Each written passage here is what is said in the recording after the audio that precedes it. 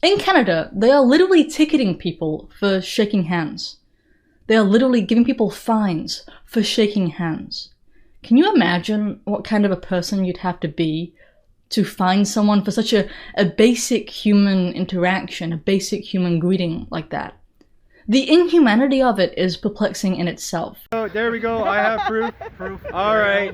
Thank you. Thanks, bud. This is Efron is just shaking this guy's hand. So we'll have to That'll wait. be $1,500.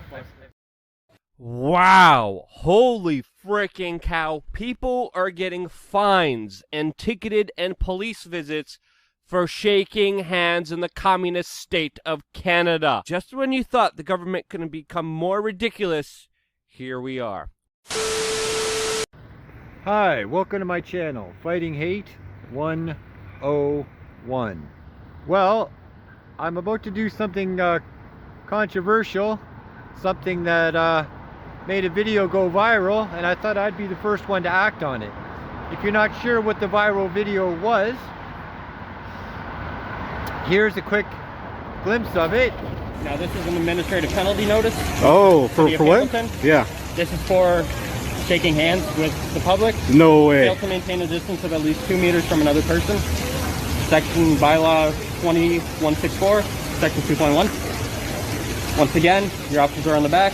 Voluntary payment, or you have the option to be with an officer, and you can argue. Okay? So that's strictly just for shaking hands with someone? For shaking hands, not maintaining 2 meters for the distance. Okay, so for the record, can I get your name and badge number? 370, thanks. Lee, supervisor here, guys, as always. You can kind of hear in the voice of the person who's receiving the fine that he's shocked and perplexed, and he barely even realizes that this is happening, because it can't be happening because it's so absurd. And when you fine someone for a normal human greeting like that, there is a degree of absurdity to it. And I think that's intentional. I think they're trying to be absurd so as to prove their power. Basically, there is no line. Whatever they tell you to do, you'll do. And that's the message that the Canadian government is sending. Whatever we tell you to do, that there is no bottom whatsoever. You know, it doesn't matter if you just want to shake the hand of somebody who also wants to shake your hand, you don't have a right to. You're not allowed, because the government says so. So, here we are, a week later, and I'm at Hamilton City Hall for this week's rally. But before we get into today's video, I want to do something that is controversial and apparently will make me go viral.